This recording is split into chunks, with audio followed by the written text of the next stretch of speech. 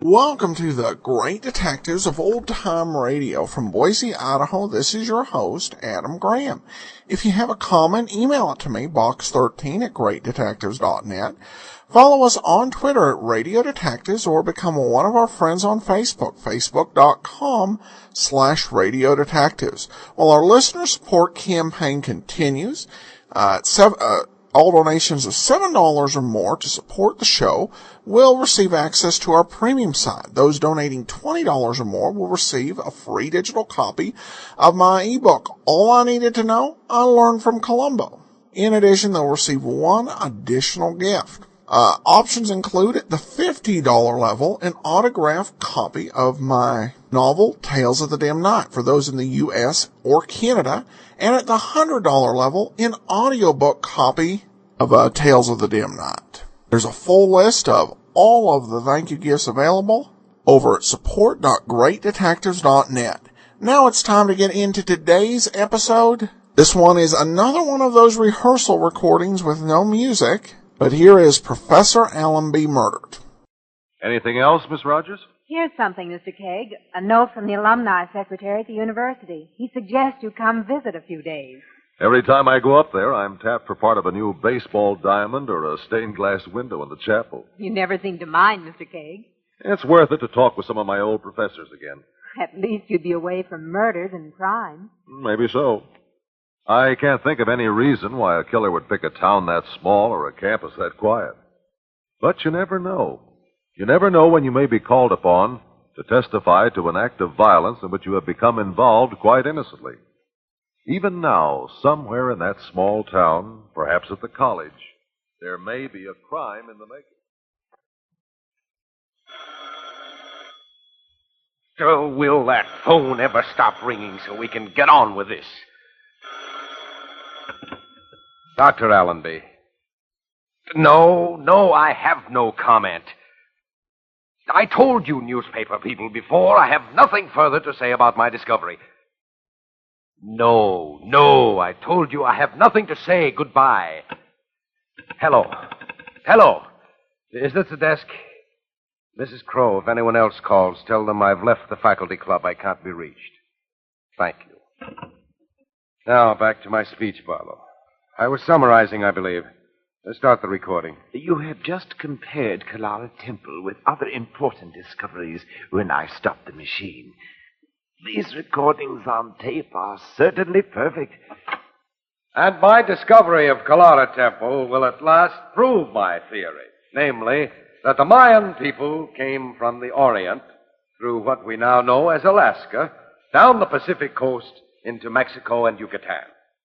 Further, and equally important, our findings will disprove much of the error, invention, and deliberate fantasy created by that prolific author of Journey to the Hidden Valley and The Golden Serpent.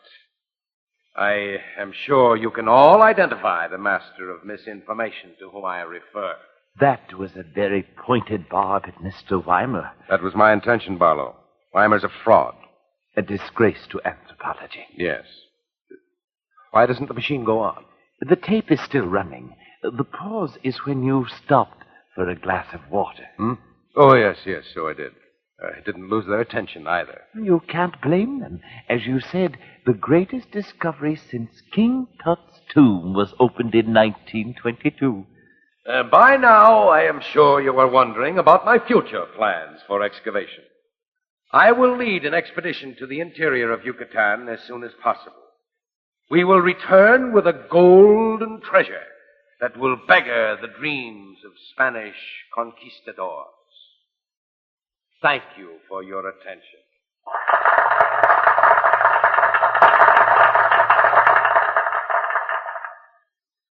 Exceptional paper, Dr. Allenby. Yes, Barlow. Nice of you to record it for me. I was glad to do it. Good of you to feel that way. Now, what's wrong with the machine? When the tape runs out, it always sounds like this. There's no excuse for that confounded noise. There we are. Yes. Well, thank you. Thank you again. I made a copy of your speech, Doctor. What would I do with it? I have no machine to play it on. I mean a transcript, a typewritten copy. Well, tell someone else to bother me. And never mind the copy, Barlow. I'm coming. Wait a minute. Who is it? Dr. Allenby? Yes. Message for you. Hi, Doc. Rocky's the name. Rocky Martin. Like I told you on the phone. You said you had a message. It's from me, Doc. This faculty club is private. How did you get in here? Through the front door, tipped my hat, and slipped the bouncer a $5. The idea. I'll have you... Relax, Doc. Take it easy. Something I can do, Dr. Allenby? Stay here, Barlow. I want you to hear every word of this conversation. Now, Martin, say what you have to say and get out. Okay, Doc. I see here in the paper you found yourself some antique that's loaded with pots and pans made out of gold. Come to the point. I know guys who would finance a trip to Yucatan if they could get their hands on a piece of solid gold treasure. Now, you know where the stuff is. I know who'll back the trip. This is preposterous. He's suggesting that you turn over the treasure of Kalara to Hoodlums. Get out. We fence the stuff for you and give you a cut. Will you leave my room? We're not through talking. I believe I can end the conversation. Hand me the phone, Barlow. Give me that, you punk. That's better. It says here in the paper you've got a map of the place, Doc. Well, maybe that'd do. I'll ask my business partners, and I'll check back with you later. Think it over. So long, Dr. Allenby. Telephone the police. Tell them to arrest that man and... No, this is ridiculous. I'll simply tell the doorman I refuse to see him again. How did he know about my speech anyway? the newspaper. I mentioned... He did say that. Let me see the paper. I'll go on to my room now. Barlow, you stupid... You did this. My entire speech, word for word. You and that infernal recording machine. At no time did you mention that the report was confidential. I've been charitable with you, Barlow. I've overlooked your incompetence as my assistant, and your jealousy, knowing full well you're a fool, a clumsy student, and a worse teacher. Now, by heaven, I'll... Weimar. If I were you, Barlow, I would thrash the brilliant Dr. Allenby. Get out of here, Weimar. I read your speech, Doctor. It was never supposed to be printed. So, these things you say behind my back. Stay away from me. You call my work errors, inventions, deliberate fantasy. You dare speak of me in this manner. You are a fraud. And for 25 years, while you stayed on your campus, read your books, and showed off before your students, I lived in jungles, endured fever, fought with the natives, studied, and wrote. Now you tell me I'm a fraud. You who found the Temple of Kalara after you read my report telling approximately where the center of Mayan culture was located. That's a lie. Did you read Mr. Weimer's report, Dr. Allenby? Get out. Get out, both of you! I go. But I'll never forgive you. I'll repay you when the time lies. Not Dr. Allenby. I'm a liar. And a fool.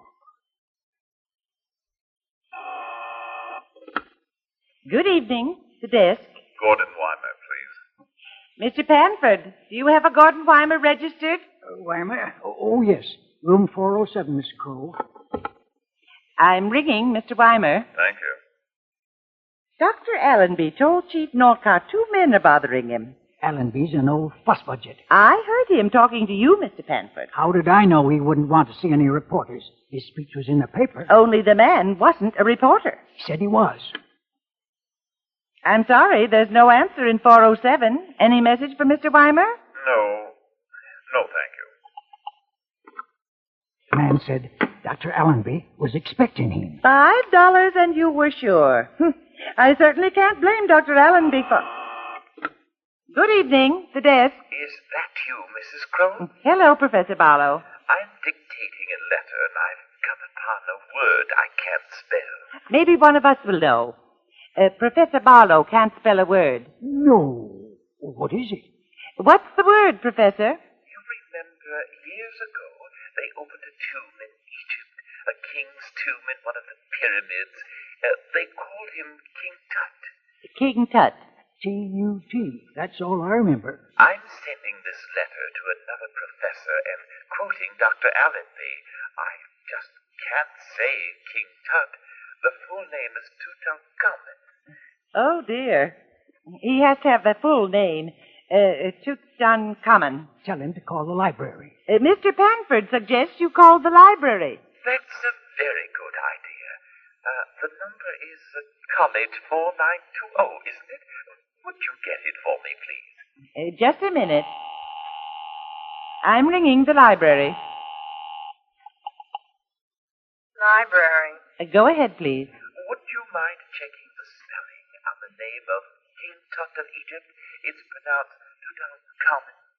Oh, we're about ready to close.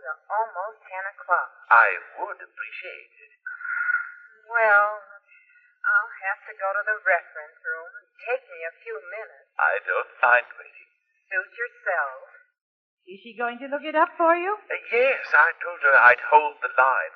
I hope that won't tie up your switchboard, Mrs. Crowe. I'm not very busy. I could hold the call here. Ring you when she comes back. No trouble. I'll just go on dictating my letters. All right, Professor. Let me see. Mr. Robert Kennard, Harmon and Line Publishers, 120 Park Avenue, New York. Dear Bob, I hope by now you have looked over my latest draft on the manuscript and find it to your approval. Imagine that. Professor Barlow thought we could spell Tutankhamun, or whatever it is. One of the few around here that gives the help any credit.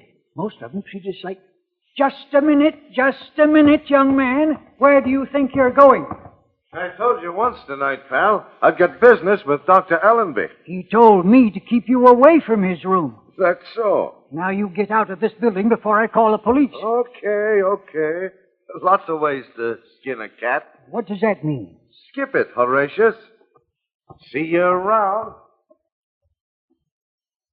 Did you see him? The same man. He tried to break in here again. That's nerve for you. Today, Dr. Allenby presented his paper to the Archeology Society and caused a sensation. You know how the tyrant can spellbind the crowd. Well, this time he outdid. Good evening. The desk. This is Gordon Weimer, 0407. I'm checking out in a few minutes. I want my bill ready so I can pay when I leave. Thank you. Get 407's bill ready. He's checking out. To Mr. James Roche, 1423. How long should it take to look up a simple word in a reference book? And good evening. The desk. Hello. This is the desk. Hello, Dr. Allenby?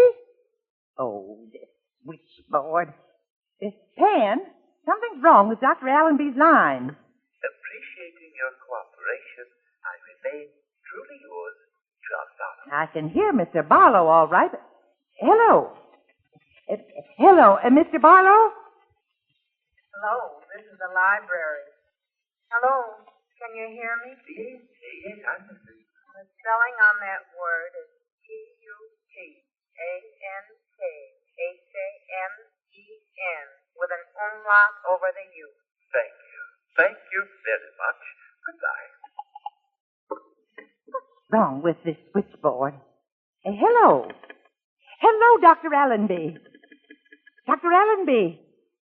Mr. Panford, Dr. Allenby doesn't answer his phone. It's off the hook, but I can't get him to answer. That newspaper fella. Maybe he got in the back way. Call the police, Miss Crowe. I'm going upstairs. Be careful. Be careful, Mr. Panford. Go on, Mr. Panford. Dr. Allenby was lying near the table, face down, arms outstretched, with a dagger in his back. His telephone was lying on the floor beside him. When did the police arrive? A few moments later. Thank you, Mr. Panford. That'll be all. Coroner, Coroner Broman. Yes? Yes, what is it you want? My name is Jonathan Kegg. I'm an alumnus of the university, and I have many friends here. I'd like to offer my services. In what capacity? I often serve as amicus curiae in cases of this kind. Amicus.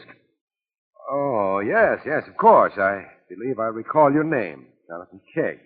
Well, certainly. Pull up a chair. Thank you. Quiet, everybody. Now, this gentleman is Mr. Kegg. He has a national reputation for serving as an amicus curiae, a friend of the court. He's kindly offered to help me in this inquest.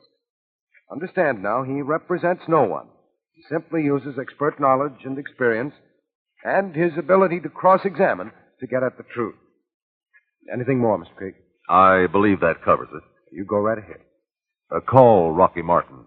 I'm not satisfied with some of his answers. Mr. Martin, will you return to the stand? Will you tell us again what you did after you were ordered to leave the faculty club? The first time or the second time? The second time. I drive to the nearest place that's open, buy a cup of coffee, and try to figure out what to do next. Maybe I call my partners and tell them I'm getting the brush off. Maybe I forget the whole thing. Can you prove you were in a cafe at the time Dr. Allenby was killed? One of the girls on the counter might remember me. I gave her a little routine. She says, get lost. We'll check on that. Will you tell us why you came to the campus to see Dr. Allenby?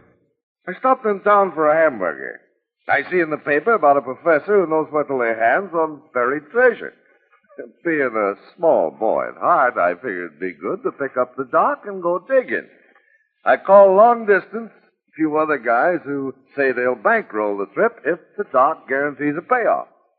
What next is logical. I go see the doc. And he refuses to cooperate? He is insulting. He calls me a hoodlum. Me. So you threaten to return and take the map that shows where the treasure is located. I say maybe the map will do. Chief of Police Norcart has testified that Dr. Allenby telephoned and said you threatened to take the map. He asked for police protection. Maybe the doc was upset. Ask the little guy over there, Mr. Barlow. He heard what I told Allenby. Why did you try to see Dr. Allenby again? Give him a little time and people change their minds, you know. What was his answer? Like I say, I never popped the question. I never got upstairs. That will be all. Next, please, Professor John Barlow. Professor Barlow, Mr. Martin says you were present when he talked to Dr. Allenby. I was. What happened at that meeting? Mr. Martin entered the room as I was about to leave. He presented his proposition to Dr. Allenby, who flatly refused to be a party to it. Mr. Martin mentioned something about the map and said he intended to return. Was his manner threatening? He's a large man. He resented Dr. Allenby's refusal to cooperate. Was Dr. Allenby concerned? He said it was ridiculous. When did you leave Dr. Allenby's room? After Mr. Weimer came to see him. Mr. Weimer? Yes, a professor from another university. Did he threaten Dr. Allenby? He said he would never forgive Dr. Allenby and would repay him when the time was right. When did you leave Dr. Allenby? 9:30 or so. I was flustered. You see, I had displeased him by giving a copy of his speech to the newspapers. Did you argue?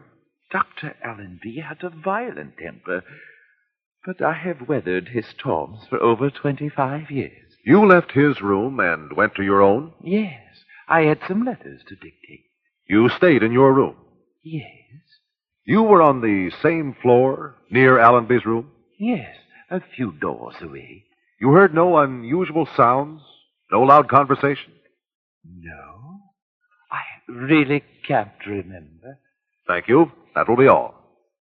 Mr. Gordon Weimer, please. Mr. Weimer, you were in Dr. Allenby's room on the night he was murdered, and you threatened him. That is correct. Why did you go there? I was called a master of misinformation. Then you had a case for libel? I had every motive for murder. Where were you when Allenby was murdered? In my room, packing. Was your room on the same floor as Dr. Allenby's? I refuse to answer. I would do anything in my power to keep his justified executioner from being captured. Quiet. Quiet, please. Coroner Broman, I would like to request a recess until tomorrow morning. At that time, I would like to cross-examine an innocent bystander to the Allenby murder. In compliance with Mr. Kegg's request, this coroner's jury is now adjourned. And we'll meet again tomorrow morning at 10 o'clock.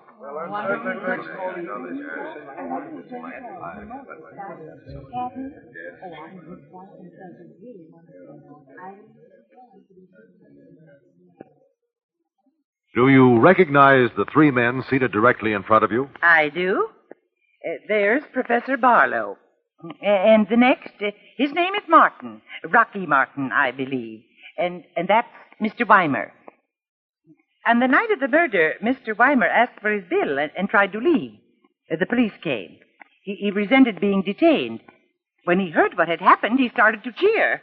I believe Mr. Weimer called you earlier in the evening. A few minutes before Dr. Allenby was murdered. He said he was leaving. I was surprised he was in his room because I had rung a little while before. There was no answer the first time? No, sir. This Mr. Martin, are you sure he left the building? He walked toward the door. That's all I saw. Coroner Broman, Dr. Allenby was murdered a few minutes before 10 o'clock. At that time, Mr. Weimer did not answer the telephone in the room where he said he was packing. Also, the police report the waitress at the cafe does not remember Mr. Martin. Now, Mrs. Crow, there were other calls. Will you tell us about them? Professor Barlow called. Yes. He couldn't spell a word. That king from Egypt, King Tut. He needed the full name, and the library checked it up for him. Professor Barlow called the library, waited while someone found the spelling of Tutankhamun. He asked us first. Mr. Panford suggested the library. You looked up the number? No. Professor Barlow had it handy. What time was this?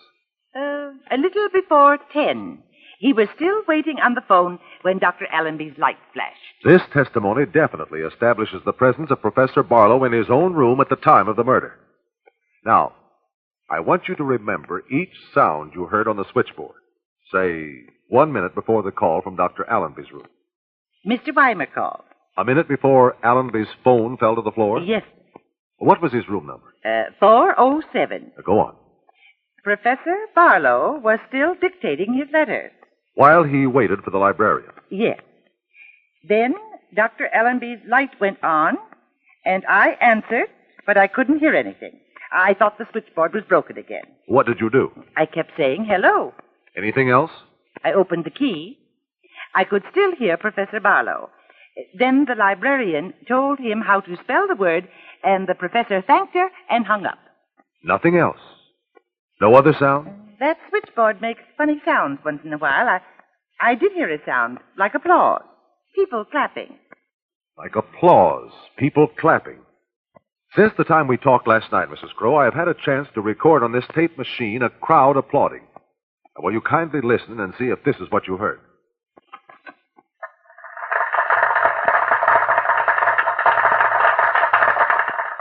No, that's not right. It was lighter. Further away. I don't exactly know how to tell it to you. What's that? Well, nothing to be alarmed about. The tape has run off this roll. The end is flapping against the machine. No, don't turn it off. That's it. That's what I heard. Thank you, Mrs. Crow. That will be all. Mr. Barlow, you have a tape machine? I dictate all my letters. As Mrs. Crow told you, I was doing my letters while I was waiting for the librarian. I'm glad you finally remember your call to the library, Professor Barlow. Yes, of course. Now that it was mentioned, Coroner Broman, the testimony of our innocent bystander, Lottie Crow, can be interpreted in only one way. Professor John Barlow killed his friend, Dr. Allenby. A man of your standing should be careful about accusing people, Mr. Kegg. Dr. Allenby and I were hated enemies, mostly because he never noticed you. I was his assistant. And had taken his abuse for 25 years. You saw two other men who might be blamed for his death. You did what you wanted to do for a long, long time. I was in my room. It was very simple. You needed 3 minutes to walk down the hall, pick up a dagger Dr. Allenby kept on his desk, and kill him and return. You knew Mrs. Crow and Mr. Panford would be flattered and remember that you asked for a spelling. You knew the library would take at least 3 minutes to find the answer. Mr. Panford suggested the library. Professor Barlow had the phone number at his elbow. He would have had the idea himself if Mr. Panford were not resourceful. I see nothing to deny. You have no proof. You knew every switchboard operator checks long calls to see if the parties are still talking. And so you were heard talking, dictating letters, tape recorded hours before. But I could hear him. You heard the tape recorder, Mrs. Crow, while Professor Barlow was down the hall murdering his friend. He didn't get back in time. There was an unexpected struggle. Dr. Allenby's telephone fell to the floor. Barlow hurried, but the tape had run out and was flapping against the machine. He picked up his telephone, talked to the librarian, and hung up. I deny it. How do you spell Tutankhamun? Tutankhamun. With an umlaut over the U. That is right, Professor. And you learned that spelling years ago. No archaeologist or anthropologist in the world would miss it. I hated him. He would claim my worth. He said I was stupid, not even a good teacher. Coroner Broman, I recommend that you instruct this jury to find that William Allenby died at the hands of his assistant in the anthropology department, Professor John Barlow. An anthropologist who couldn't spell King Tut's full name. Was that what got you on the track, Mr. Kegg?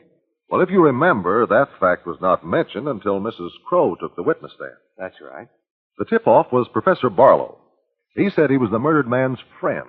He was anxious to help find the killer. No trace of hate. And yet he admitted he had weathered 25 years of Dr. Allenby's storms. If anyone is persecuted and held down long enough, hate builds and someday it flares out. I still think King Tut had something to do with it. Professor Barlow should have remembered the curses of death found in the tomb of Tutankhamun.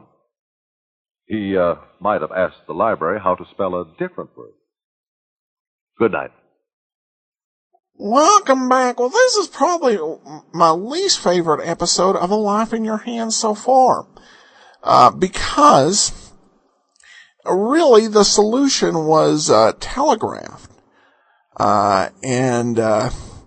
It's, I saw it kind of from the beginning that what he was doing with the recording. Maybe I've just been listening to too many detective shows, but this one seemed just way too obvious and easy. So hopefully they'll step it up a notch for the last episode of the series we'll play next week. Well, we turn to listener comments and feedback, and we received several emails from folks when we had an issue with one of the episodes not playing. Apologize for that. Usually, when I receive these, I'm not actually able to access them or edit the podcast at all until I get home from work about 5 o'clock Mountain Time. So I appreciate everybody's patience when something happens. But Kelly noted in her comment email, I've been listening to your show since the beginning, and now I have my husband hooked on the lineup and A Life in Your Hands. Thanks for all you do.